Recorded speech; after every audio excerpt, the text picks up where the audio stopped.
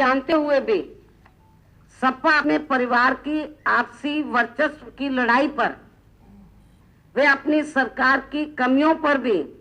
पर्दा डालने के लिए, अर्थात इन सबसे प्रदेश का ध्यान बांटने के लिए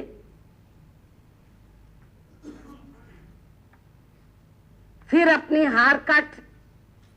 पूरा ठीकरा कांग्रेस पार्टी के ऊपर ही मर देगी। यदि ये अलायंस होता है तो आपको मैं बताना चाहती हूँ ये पावर में तो आने वाले नहीं है, लेकिन ये सब इनको भी मालूम है। लेकिन ये सब जानते हुए भी सपा अपने परिवार की आपसी वर्चस्व की लड़ाई पर, व इनकी अपनी सरकार की कमियों पर भी पर्दा डालने के लिए, अर्थात इन सबसे प्रदेश की जनता का ध्यान बांटने के लिए फिर अपनी हार का पूरा ठीकरा कांग्रेस पार्टी के ऊपर ही मर देगी। बच जाएगी वो कि जो इन्होंने काम नहीं किया, इससे वो बचना क्यों अलायंस करना चाहती है सपा। उनको मालूम है कि कांग्रेस की हालत बहुत ज्यादा खराब है, इनके साथ इसलिए करना चाहती है, उनको मालूम है ये पावर में आने वाले नहीं है। इनका आपसी जो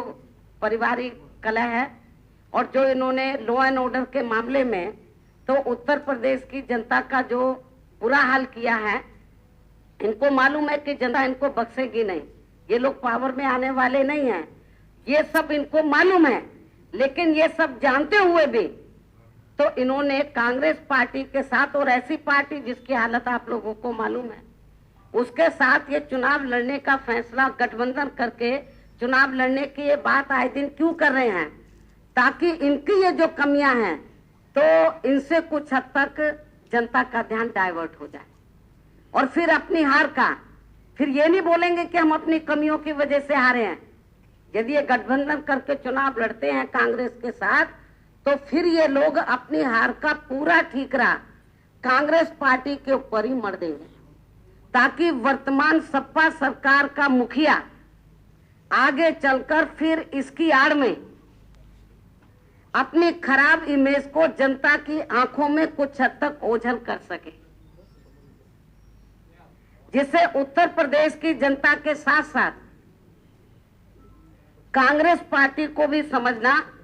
बहुत जरूरी है। वरना फिर कांग्रेस पार्टी खासकर या उत्तर प्रदेश में और भी ज्यादा गर्त में,